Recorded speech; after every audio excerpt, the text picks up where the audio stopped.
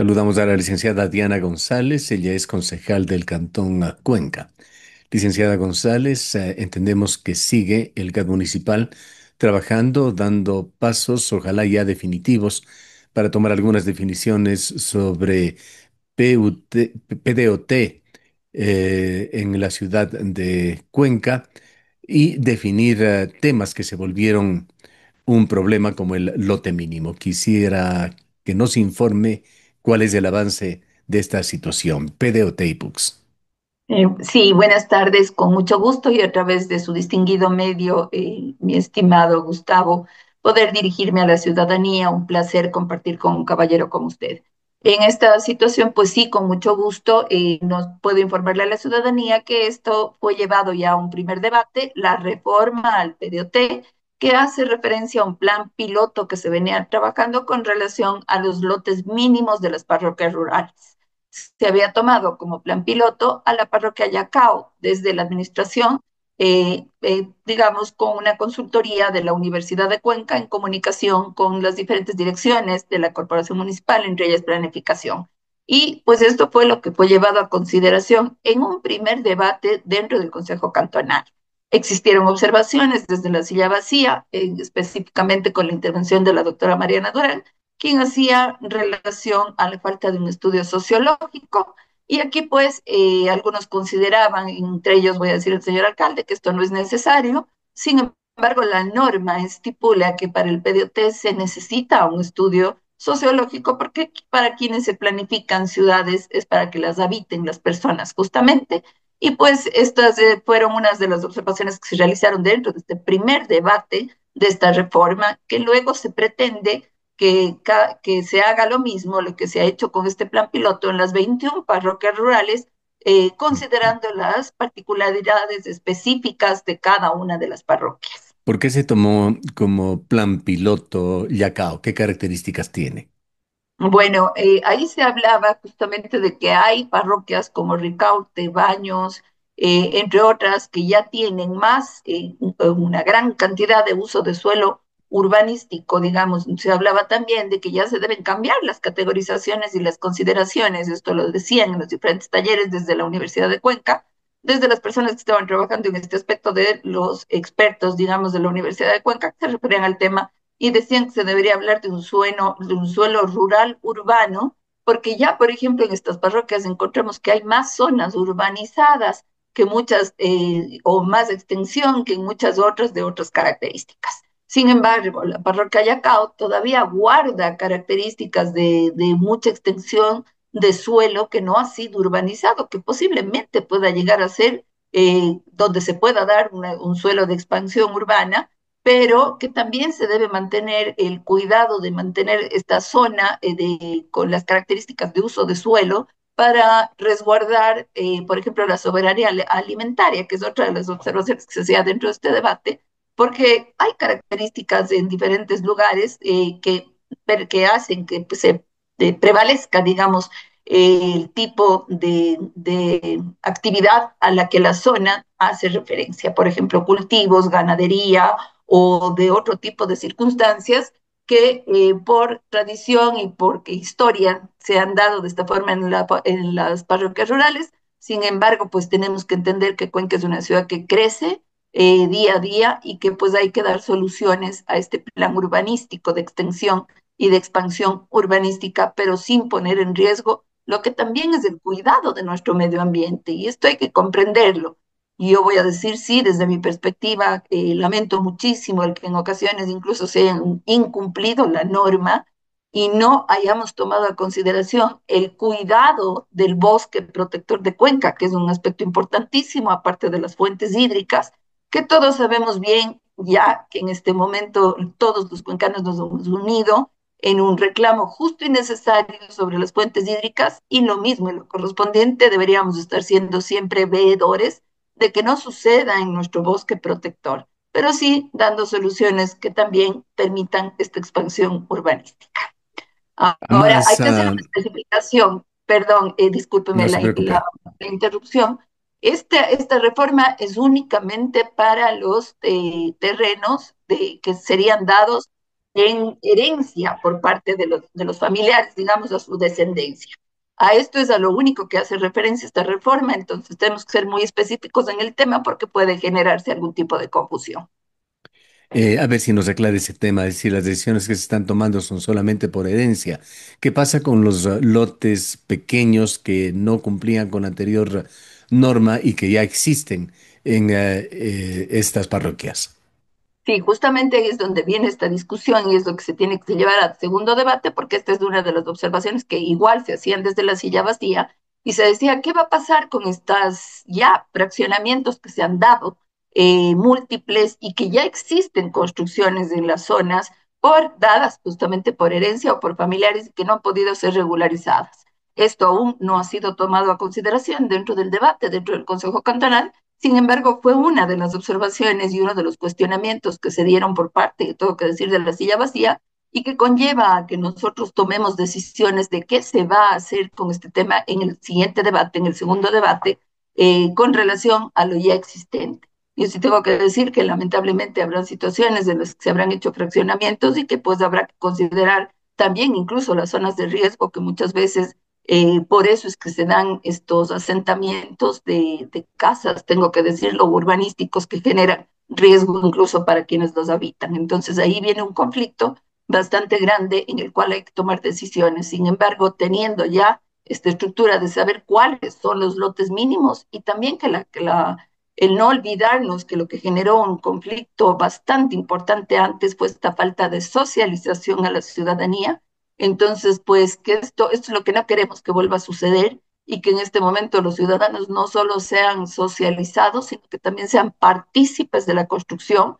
Se nos ha garantizado de parte de la administración que se están haciendo los llamamientos públicos para que la gente pueda asistir a los talleres y pueda intervenir en esta construcción. Y aquellas sesiones que se mantienen, por ejemplo, como se ha hecho ahora en Yacao, están invitados representantes de las otras 20 parroquias. Sí, por supuesto, nos han mostrado también. De hecho, yo tengo que decir que nosotros fuimos invitados a algunas de estas socializaciones. Sin embargo, también el reclamo de algunos sectores de la población, con justicia, tengo que decirlo yo, porque vamos a ser reiterativos en que la norma dice que la participación tiene que ser multitudinaria y no solamente con los GATS parroquiales. Entonces, aquí sí volvemos a hacer este llamado y pedimos que por favor no sea socializado únicamente a través de los GATS, sino que ya conocemos que sea un llamamiento público. Esto es lo que hemos pedido, garantice la administración para que todas las personas sean bien comunicadas y tengan la oportunidad de asistir y de aportar con sus diferentes observaciones. Ahora, el doctor Carlos Orellana, quien es director de la Comisión de Gestión Ambiental, ha sido posiblemente un tanto optimista, aunque los plazos están presionando ya al municipio también. Pero él ha señalado que se terminará en ya con segundo debate, antes de terminar el año, el tema de PDOT y PUCS. ¿Realmente se va a lograr si es que faltan detalles como este plan sociológico que ahora lo ha sacado a la luz la doctora Durán, o el catastro que se reclama de las zonas rurales, así como otros temas que tienen que ver con el medio ambiente, como usted ha señalado? Bueno, el catastro es un tema muy complicado. Realmente nosotros justo lo hemos venido tratando. Hoy justo estuvimos en un taller en la mañana sobre los presupuestos que tienen que darse para el 2026 y que tienen que ser aprobados ya por norma en estos días. Entonces, justo se hablaba del tema del catastro y se pide que se dejen los presupuestos necesarios para que el municipio pueda tener este tema de catastros actualizados y propios y además referirse también a una institución que aporta con este tipo de observación, que es el INEC, de también hacer el llamado al INEC de que actualice su catastro, porque esa es la institución que debería tenernos actualizados sobre varias circunstancias. Bien sabemos que ellos hacen los censos y en diferentes circunstancias para que podamos justamente ejecutar y generar política pública. Sin embargo, este tema del catastro es un problema grave porque sabemos que consta y ha sido el reclamo de la ciudadanía en que no se consta con un catastro actualizado y que por eso no se puede hacer una normativa coherente con las necesidades de la ciudad actualmente. Sin embargo, pues refiriéndose, creo que por eso se ha tomado como plan piloto la parroquia Yacao para poder elevar un catastro y tener un estudio que nos lleve a tomar decisiones correctas con relación a Yacao. Ahora se podrá, tal vez en base a lo que ha dicho, digamos, el director de la CGA, en este sentido, tal vez se pueda terminar el segundo debate, aunque yo tengo mis dudas, porque realmente yo pediría que no lo hagamos de manera apresurada, sino más bien tomemos decisiones correctas, no siempre las más rápidas son las más correctas, y que el debate se lo lleve con la responsabilidad que amerita en una decisión de ciudad tan importante. Yo ahí sí voy a decir, sabemos bien que en estos días tenemos que aprobar presupuestos, tenemos que nuevamente llevar a debate la ordenanza de bienio, que eso es por ley cada 2 años. Entonces, un poquito yo creo que es una carrera contra el tiempo y más bien pediría que no lo hagamos de esa forma tan apresurada, sino lo vayamos haciendo de la forma responsable como corresponde. Ujú. Ahora, ¿qué dicen los términos legales? Pues existe incluso una normativa nacional en cuanto a los plazos. Algunos de ellos ya quedaron atrás, pero Cuenca no es el único municipio, ventajosamente, que se encuentra todavía trabajando en estos temas, que son amplios, que tienen además una visión con un horizonte a largo plazo, planificar para el año 2034. Y es no solamente lotes mínimos, esto es simplemente un detalle, pues es el propósito el de crear un territorio con igualdad de oportunidades, con resiliencia frente al cambio climático, protegiendo las fuentes de agua, con ordenamiento rural urbano, con fortalecimiento institucional, es decir, con objetivos bastante ambiciosos. Sí, yo creo que esa es la planificación, digamos, extensa de la ciudad y qué se tiene que hacer, porque hay que proyectarse. Hemos visto asentamientos muy desordenados de la ciudad últimamente y lamentablemente vamos viendo que si no se tiene un plan a futuro, pues vamos a colapsar.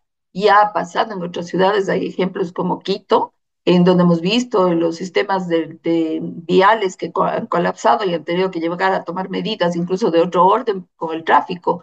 Aquí en Cuenca tenemos este rato un claro ejemplo que es la avenida Ordóñez Lazo, donde vemos los asentamientos de los edificios, que efectivamente está bien que esta tendencia urbanística crezca, digamos, de forma aérea y no, digamos, no quitándonos todo nuestro suelo rural. Pero en este sentido, también tenemos que considerar que no hay una planificación en el momento de, por ejemplo, yo pongo el ejemplo de la avenida Ordóñez Lazo en una casa que antes habitaba, donde estaba ubicada una casa que antes habitaban 5 personas, este rato es un edificio con 25 familias. Y esto hace que colapse no solamente el sistema vial, sino los sistemas sanitarios, de servicios básicos, y etcétera, etcétera. Entonces hay que proyectar una ciudad que crece de esta manera para que justamente no tengamos un colapso en todos estos sentidos. Hoy día, justamente en el debate que teníamos en la mañana dentro de lo que son presupuestos para el año 2026, se sacaba a relucir algo que a mí me despertó la atención y es este tema digamos, de la parte de Narancay, de la vía en Narancay, donde colapsa el tráfico y todos conocemos bien, y justamente ahí va a estar asentada esta proyección de este nuevo terminal del sur. Y si no contamos con las vías necesarias de desfogue, si ya este rato eso es un problema mayor que hemos visto, el congestionamiento del tráfico en este lugar, entonces, ¿cómo vamos a dar respuesta y solución si es que ahí va a estar asentado este nuevo, digamos, terminal sur? Todas estas son cosas que nos tienen que ir llamando la atención al Consejo Cantonal para ir dando posibles soluciones a los temas que se van dando como ciudad y como usted bien lo ha dicho, y a tener un presupuesto para que haya una proyección de ciudad de aquí a futuro y no a años cercanos, sino si es posible a muchos años venideros después. Uh-huh. Se ha hecho también una evaluación del estado de situación del Cinturón Verde de Cuenca, de los bosques protectores. Ahora estamos preocupándonos de las parroquias rurales, de los sectores rurales, pero aquí en la misma ciudad de Cuenca se han hecho obras que realmente ponen a los cuencanos a preguntarnos cómo es que se hizo. Hablo del Molde del Alto, por ejemplo, y las obras que pretenden seguirse haciendo allá, cómo es que pasan los filtros municipales. Sí, realmente esa es una de mis observaciones justamente porque hay norma, ese es el bosque protector de Cuenca, Yo no estoy en contra del avance y del progreso de la ciudad de ninguna manera, no quiero que se malinterpreten jamás mis palabras. Yo creo que incluso se tienen que generar plazas de trabajo y de empleo y está bien desde la empresa que se realice este tipo de circunstancias. Claro, pero un Sin avance y embargo, un progreso mal realizado puede más bien significar un colapsar. retroceso. Sí, por supuesto. Sí, usted acaba de decir unas palabras que me acaban de recordar a mi papá y es que el mucho adelanto se parece al mucho atrás. Mm. Siempre él solía decirnos eso y creo que está haciéndose realidad en este momento. Hay cosas que no podemos poner en juego y es el medio ambiente y hemos tenido consecuencias gravísimas no solo a nivel local, sino a nivel mundial. En este momento la prioridad sería, por ejemplo, el cuidar ese bosque protector de Cuenca, que no debe ser tomado a consideración para ningún tipo de intervención. Lamento el que muchas de las veces se salten este tipo de normativas municipales que resguardan ciertas situaciones. Sabemos que dentro de la corporación municipal, en todas las administraciones ha habido corrupción y esto para nadie es una novedad, lo tengo que decir lamentablemente, y justamente nos encontramos frente a grandes, yo voy a decir, grandes, ¿cómo podré llamarlas? Organizaciones que están enquistadas dentro del municipio y que permiten que estas cosas extraordinarias sucedan, voy a decir. Lamento muchísimo el decirlo, pero así es uno mismo como ciudadano en ciertas ocasiones se encuentra con atado, yo voy a decir, de manos cuando uno hace un reclamo tan justo, pero al parecer ahí es imposible que las cosas se destraben en momentos mientras no haya una reingeniería del sistema municipal completamente nuevo. Y yo no voy a hablar únicamente de avalos y catastros, me refiero también a otras direcciones del municipio, que es donde se emiten este tipo de permisos, y además, incluso la dirección de TICS, hace tiempo atrás veíamos un ejemplo en avalos y catastros, donde se estaban utilizando claves de funcionarios que ya no laboraban, creo que uno de ellos ya hasta había fallecido, y se seguían utilizando claves, las claves, digamos, del sistema para poder ingresar a hacer cambios de claves catastrales. Esto es muy lamentable y conlleva que justo este tipo de situaciones que son, que al final nos van a tomar el precio a todos los que habitamos en nuestra calidad de vida en la ciudad y en el Cantón Cuenca.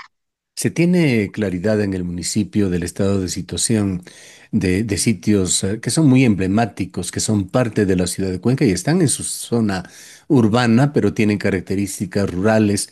Hablemos de Cabo Gana, de la zona del Plateado, de Sinincay, Baños, San Joaquín, en donde todavía existe una parte muy importante de estos cinturones verdes o de este cinturón verde de Cuenca. Y mire cómo en esas zonas, por ejemplo, ya podemos ir viendo cómo ha ido cambiando el comportamiento social de cada una de estas zonas. Vamos a tomar como ejemplo la parroquia de San Joaquín. En este momento es una de las zonas urbanizadas de más alto valor, digamos, catastral dentro de la ciudad, porque conocemos el tipo de viviendas que se dan en esta zona y nadie se opone tampoco a este tipo de circunstancia, pero San Joaquín ha perdido en gran magnitud ese valor de uso de suelo que tenía, que era el productor. Todos conocemos bien de muchas de nuestras verduras y hortalizas y en este momento pues nos encontramos con que ya cambió ese comportamiento social y ahora es un lugar donde así hay muchos asentamientos de viviendas, incluso hasta otro tipo de asentamientos como escuelas, tengo que decirlo.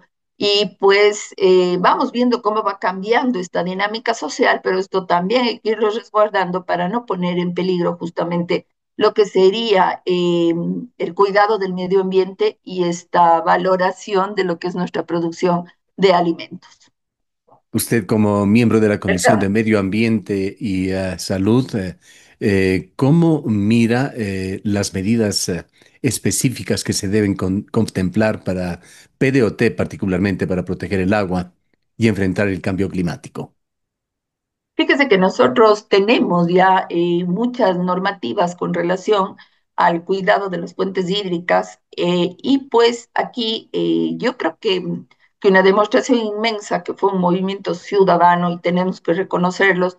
Han habido muchos políticos que se han adjudicado este tipo de mérito, voy a decir. Sin embargo, yo creo que aquí hubo una representación ciudadana importante que movió masas en Cuenca, en la cual nos incluimos algunos políticos, sí que estuvimos ahí como ciudadanos, defendiendo nuestras fuentes hídricas. Existió hace tiempo atrás ya una consulta popular que dio a conocer que los cuencanos y cuencanas estamos a favor de cuidar nuestras fuentes hídricas por sobre todas las cosas, porque uno de los valores fundamentales, no solo para el medio ambiente y nuestra calidad de vida, sino para nuestra cultura, que va arraigada dentro de la cultura del cuencano y cuencana, ha sido el agua, nuestra agua. Entonces, ahí va el cuidado justamente del medio ambiente y no poner en riesgo, por ejemplo, este rato yo digo, los bosques protectores. Tenemos que tener una claridad muy grande en saber cuáles son estos bosques protectores y dónde no pueden haber estas intervenciones urbanísticas.